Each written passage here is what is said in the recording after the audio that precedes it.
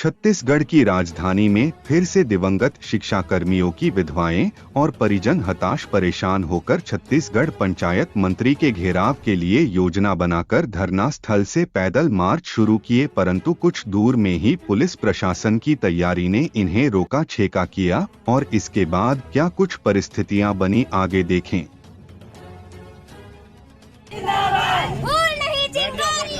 छत्तीसगढ़ की नारी है, भूल नहीं चिंगारी है, छत्तीसगढ़ की नारी है, दुर्गा चंडी नारी है, छत्तीसगढ़ की नारी है, दुर्गा चंडी छांव बैठा तो छांव में छत्तीसगढ़ की नारी है, जोर जोर के टक्कर में संघर्ष हमारा, जोर जोर के टक्कर में आप लोग मत उठा बैठो, नहीं किसी से भीख मांगे, हम अपना माधवराव शाम चले जाओ, शाम में किसी से भीख मांगे, नहीं होगा भाई, चाहे आप लेके चलिए।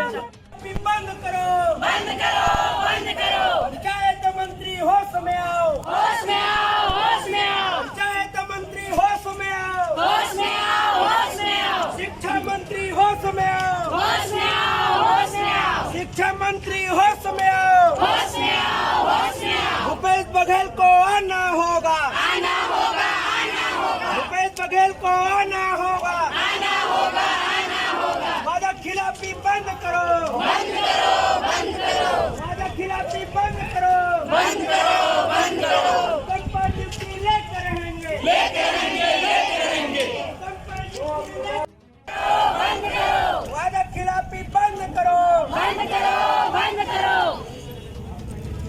जिंदाबाद, भूल नहीं चिंगारी है, छत्तीसगढ़ की नारी है, भूल नहीं चिंगारी है, छत्तीसगढ़ की नारी है, दुर्गा चंडी नारी है, छत्तीसगढ़ की नारी है, दुर्गा चंडी छांव बैठा तो छांव में छत्तीसगढ़ की नारी है, जोर जोर के टक्कर में संघर्ष हमारा है, जोर जोर के टक्कर में आप लोग मत उठा बैठो, नहीं किसी से भीख मांगे, हम अपना माधवराव शाम चले जाओ, शाम में किसी से भीख मांगे, नहीं होगा भाई, चाहे आप लेके चलिए।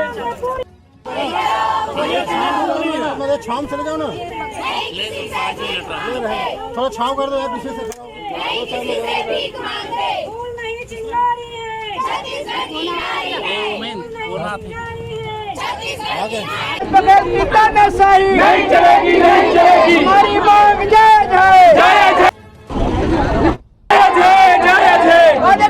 बंद करो। अब देख पा रहे हैं कि किस प्रकार से जो पुलिस और इनके बीच में झूमाझटकी हो रही है। पुलिस बल अपनी पूरी ताकत के साथ इनको रोकने की कोशिश कर रही है, मगर ये जो नमस्कार दोस्तों, मैं दीपक मजूमदार, आप देख रहे हैं हल्ला बोल न्यूज़। और हम आज आपको बताने की कोशिश कर रहे हैं कि ये जो अनुकंपा नियुक्ति की मांग को लेकर के लंबे समय से धरना में बैठे हुए थे, आज इन्होंने सरकार के खिलाफ अपना मोर्चा खोलते हुए ये रैली निकाले। और ये बूढ़ा तालाब से कुछ ही दूर में आने के बाद जो यहाँ पे पुलिस ने अपनी बैरिकेड बना के रखी है, उस बैरिकेड में ये पुलिस दल और जो धरना करने वाले जो दल हैं, इनके बीच में काफ़ी कुछ गहमा गहमी में एक दूसरे को बल पूर्वक ढकेलने की पूरी कोशिश कर रहे थे। इस बीच जो है मैं दिखाना चाहूँगा कैमरामैन साथी को कि ये कुछ लोग जो हैं बेहोश हो चुके हैं, क्योंकि ये लोग जो काफ़ी समय से ये बीमार हैं और इनकी जो खाने पीने की जो भी व्यवस्था है वो भी व्यवस्था पूरी नहीं है। ऐसी अवस्था में शरीर में किसी न किसी प्रकार से कमजोरी के वजह से ये क्षण क्षण में बेहोश होने की स्थिति में हो रहे हैं। आप देख रहे हैं कि जो स्थितियां परिस्थितियां हैं वो इस प्रकार से बनी हुई है। इसके लिए शासन अभी तक के कोई ठोस कदम नहीं उठा पा रही है, जिसके कारण से इन लोगों को राहत मिले और ये धरना ख़त्म हो जाए और ये लोग खुशी खुशी अपनी सौगात को लेकर घर की ओर पहुंच सके। इस परिस्थिति में ये लोग जो है सरकार के आला अधिकारी जो यहाँ भेजे हैं उनको भी ज्ञापन सौंपने की कोशिश में लगे हैं, पर तो मैं आपको वो दृश्य दिखाने की कोशिश कर रहा हूँ जो ये जो परिस्थितियाँ जो बन रही है, किस प्रकार की जो परिस्थितियाँ बन रही है। यहाँ पे जितने भी धरना पर बैठे लोग हैं वो निरंतर बेहोश होते जा रहे हैं। परिस्थितियाँ काफ़ी बिगड़ रही है। ऐसी अवस्था में सरकार जो है विशेष रूप से इनको ध्यान देना चाहिए कि इस प्रकार की जो परिस्थितियाँ बन रही है ये किस प्रकार से रोक सके और जो धरना कर रहे हैं इन लोगों को किसी प्रकार से राहत मिल सके, ऐसी योजना बनानी चाहिए सरकार को और तत्काल इस पर कार्रवाई करते हुए इनको धरना से मुक्त करना चाहिए। रहे हैं जो एक महिला है, काफ़ी गंभीर हालत में इनको ले जाया जा रहा है। कुछ लोग मिलकर के लेके जा रहे हैं और 108 की जो गाड़ियां हैं ये यहाँ पे पहुँच चुकी है और इसे एम्बुलेंस में करके हॉस्पिटल के लिए रवाना किया जा रहा है। तो ऐसी भी परिस्थिति यहाँ बन रही है जिस पर सरकार को विशेष तौर पे ध्यान देना चाहिए।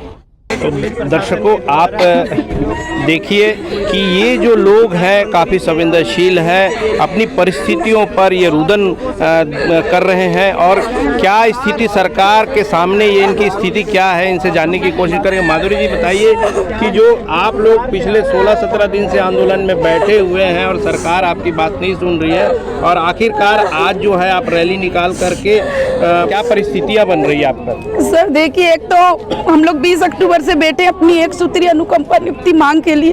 24 अक्टूबर से हम लोग अनशन पे मेरी बहनें बैठी है। क्या स्थिति हो सकती है वो तो सरकार भी जान रही है सर। लगातार अस्पताल पहुंच रही है, पानी और अन्य त्याग कर सर बैठी हुई है हमारी महिला। अनुकंपा नियुक्ति के लिए हमने क्या क्या नहीं किया। अनुकंपा नियुक्ति के लिए अनशन भी चालू कर दिया है कि जब संवेदनशील मुख्यमंत्री है तो हम लोगों की संवेदनाओं को समझेंगे। उसके बाद भी सर आज 16वां दिन है, कोई भी सरकार के प्रतिनिधि नहीं आए। हम किस तरह से अपने बच्चों को पाले? सड़क पर बैठ रहे हैं सर। एक तरफ राज्य उत्सव मनाया जा रहा है धूमधाम से, दूसरी तरफ छत्तीसगढ़ के मुखिया ने छत्तीसगढ़ की बहू बेटी को सड़क पर बिठा दी है। ये कैसा न्याय है सर? हम लोग बहुत परेशान हो चुके हैं। एक तो हम लोग खुले आकाश के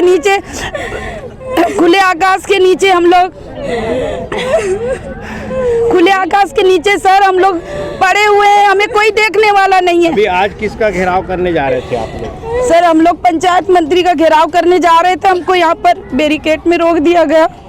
आप लोगों की पुलिस कर्मियों के साथ काफ़ी झूमाझटकी भी हुई है और अभी तक के क्या कोई पंचायत मंत्री की तरफ से कोई आपका संज्ञान लेने के पहुंचा है, आपका प्रतिवेदन लेने के लिए पहुंचे हैं? सर कोई भी नहीं आया है अभी तक। हम लोग को 16वां दिन हो गया, शासन के प्रतिनिधि में से कोई भी हमारी सुध लेने नहीं आया है। हम लोग यहाँ बराबर दिन रात बैठे हुए, एक टाइम खाना नसीब हो रहा है हमको। जरूरत पड़ी कि पंचायत मंत्री का आज घेराव करने की आप लोगों ने? क्यों सर, क्यों जरूरत नहीं पड़ेगी सर? हमारा पंचायत का केस तो उन्हीं के पास है ना। जब बोला जा रहा है कि आप पंचायत शिक्षक हो, सिविलियन के पूर्व वाले हो, तो पंचायत ही विभाग को निराकरण करना चाहिए। उन्होंने टीएस बाबा जो पंचायत सचिव पंचायत मंत्री थे, उन्होंने डायरेक्ट हम लोग जब उनके बंगले में 3 दिन बैठे थे तो उन्होंने सर अपने लेटर पैड में हमारी मांग को रखा और उन्होंने लिखा भी था मुख्यमंत्री जी को कि आप इनको इनकी योग्यता के आधार पर नियुक्ति दीजिए। मुख्यमंत्री जी ने सर आज उस बात को 3 साल हो गए, मुख्यमंत्री जी मौन है। क्यों मौन है मुझे नहीं पता सर, लेकिन ऐसे बहुत से हमारे बीच के भाई बहन हैं, उनको नियुक्ति मिल गई है। हम मांग रहे हैं कि उनके बेस पे हमको भी अनुकंपा नियुक्ति दे दिया जाए, जिसकी जैसी योग्यता है उस आधार पे नियुक्ति मांग रहे हैं सर। हम कलेक्टर का पद नहीं मांग रहे हैं, कोई बड़ा पद नहीं मांग रहे हैं, सिर्फ हमको हमारी योग्यता अनुसार अनुकंपा नियुक्ति मांग रहे हैं। टीएस सिंहदेव ने जब पंचायत मंत्री के पद पर थे और उन्होंने आपको लेटर पैड में मुख्यमंत्री को लिख करके दिया है, तो उसके बाद कोई कार्रवाई नहीं हुई। अंततः जो टीएस सिंहदेव जो पंचायत मंत्री थे उन्होंने उससे इस्तीफा इसी कारण से दिया कि उनकी बात नहीं मानी जा रही है। सर मैं बराबर उनसे मिल रही थी, उनसे मेरी बात बराबर हो रही थी और मैं उनको एक दिन पहले ये भी बोल दी थी कि बाबा साहब आप निराकरण नहीं करवा रहे ना, पूरी महिला आपके यहाँ पर आकर यहाँ रुकेगी और यहाँ पर धरना चालू हो जाएगा। उसके बाद सर उन्होंने इस्तीफा दे दिया। आज रविंद्र चौबे जी पंचायत मंत्री, हम उनसे भी मुलाकात किए 2-3 बार, सिर्फ उन्होंने एक ही हवाला दिया, आप शिक्षा मंत्री के पास जाओ। शिक्षा मंत्री से सर आंदोलन करने के पहले 1 दिन पहले मैंने शिक्षा मंत्री से भी मुलाकात की, शिक्षा मंत्री ने हवाला दिया कि आप पंचायत मंत्री के पास जाओ। आखिर हम किसके किसके पास न्याय करने जाए? ना पंचायत के हो रहे, ना शिक्षक के हो रहे। तो ये जो विधवा महिला है और मैं विधवा महिला, ये बताइए कि हमारे पति तो शिक्षा विभाग में थे ना, शिक्षा विभाग से पैसा मिलता था, शिक्षा विभाग में पद खाली है, तो हमको उनकी जगह नियुक्त क्यों नहीं किया जा रहा है? क्यों आप शासन सरकार पूरी मौन बैठी हुई है? क्यों हमको नियुक्ति नहीं मिल रही? अगर पंचायत सचिव में आपको देना है, बहुत से लोगों को पंचायत सचिव में नियुक्ति मिली, तो हमको पंचायत सचिव ही बना दो साहब। हम बहुत दुखी हो गए, हम लोग टूटते जा रहे हैं सर। हम लोगों की यहाँ से जान चले जाए हमें मंजूर है, लेकिन हम यहाँ से नहीं उठेंगे। तो दर्शकों, कहीं ना कहीं ये बड़ा प्रश्न बन के उभर रहा है कि आखिरकार ये जो धरना देने वाले अनुकंपा नियुक्ति, ये किस प्रकार से अपनी आशाओं को पूरा करेंगे, ये सबसे बड़ा सवाल है। और सरकार जो है बिल्कुल इनके ऊपर कोई ध्यान नहीं दे रही है, न ही पंचायत मंत्री ध्यान दे रही है। तो आखिरकार इन लोगों का सवाल पूछना ये लाजमी है कि आखिर हम किसके पास जाएं, क्योंकि हमारे प्रदेश के जो अगवा हैं माननीय भूपेश बघेल जी, वो भी इन पर बिल्कुल ध्यान नहीं देना है। अब देखना यह है कि इसके बाद सरकार इन पर किस प्रकार से प्रतिक्रिया करती है, क्या इनको धरना से मुक्त करती है कि इसी प्रकार से इनको मरने के लिए छोड़ देती है, ये सबसे बड़ा सवाल है। आप देख रहे हैं हल्ला बोल न्यूज़ बाय दीपक मजुमदार। नमस्कार दर्शकों, आप देख रहे हैं हल्ला बोल न्यूज़ और मैं दीपक मजुमदार। अभी धरना स्थल पर खड़े हैं और यहाँ पे जो आंदोलनकारी जो हैं रैली करते हुए जो पंचायत मंत्री है उनको घेरने की बात कह रहे थे, मगर कुछ दूर आकर के यहाँ पे जो पुलिस की जो महकमे की जो घेराबंदी हुई है उसके बीच में आकर के खड़े हो गए और पुलिस और इनके बीच में काफ़ी दबावपूर्ण झूमाझटकी भी हुई है, जिसका वीडियो आप निरंतर देखते रहें। कितने लोगों की नियुक्ति हो रही है, उसी केस में हम इतने लोगों का रास्ता खुलवा दीजिए आप।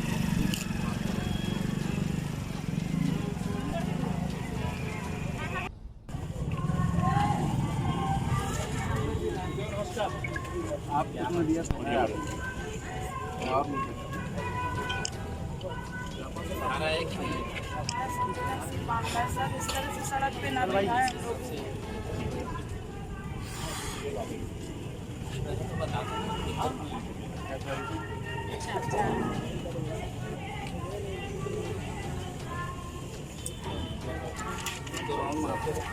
आप जल्द तत्काल निराकरण करवाएं। मैं आपको तो लेटर को भेज दिया था, सर से मौखिक चर्चा करके उनको बता दिया।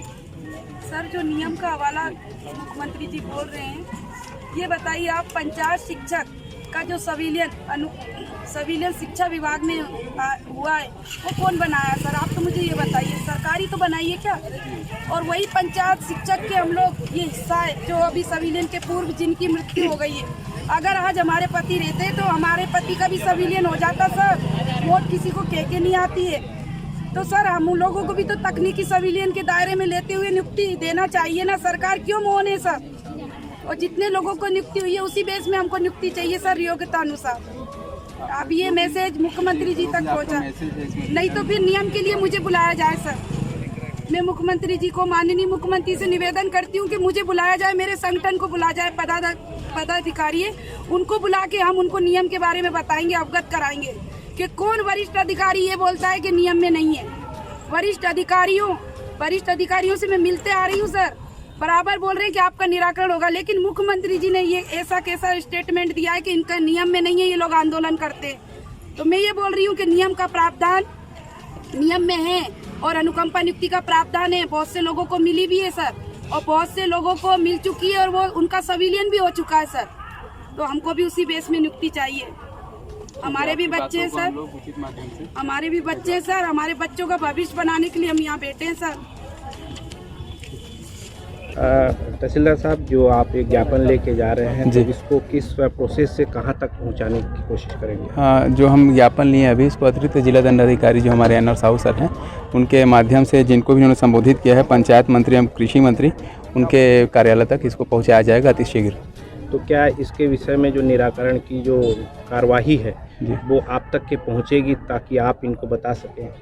अब जो भी कार्रवाई होगी पंचायत मंत्री एवं कृषि मंत्री के कार्यालय से होगी, तो वहाँ से हमको जो जानकारी आएगी प्रेषित करने के लिए इनको वहाँ से कोई भी जैसे आवेदन का निराकरण होता है, किसी भी कोई डिसीजन रहता है तो एक प्रतिलिपि आवेदक की ओर भी भेजी जाती है किसी भी उच्च कार्यालय से, वो इनको प्राप्त होगी नियमानुसार, और इनका फ़ोन नंबर वगैरह भी है तो उस पर अपन उपलब्ध करवाने की कोशिश करेंगे।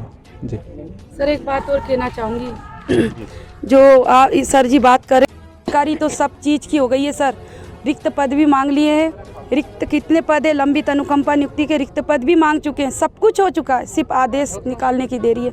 मैं आपसे सर हाथ जोड़ के विनती करना चाहूँगी कि आप सर नियुक्ति पत्र की बात करिएगा, आप नियुक्ति पत्र चाहिए हमको सर, नियुक्ति पत्र की बात करिएगा, क्योंकि ये सब आवेदन दे दे के थक चुके हैं, सब कुछ सबको मालूम है, सरकार को भी मालूम है, लेकिन अब हमें नियुक्ति पत्र धरना स्थल पर चाहिए सर, तभी उठेंगे हम लोग, नहीं तो नहीं उठेंगे सर हम लोग, क्यों ना हमारी जान चले जाए।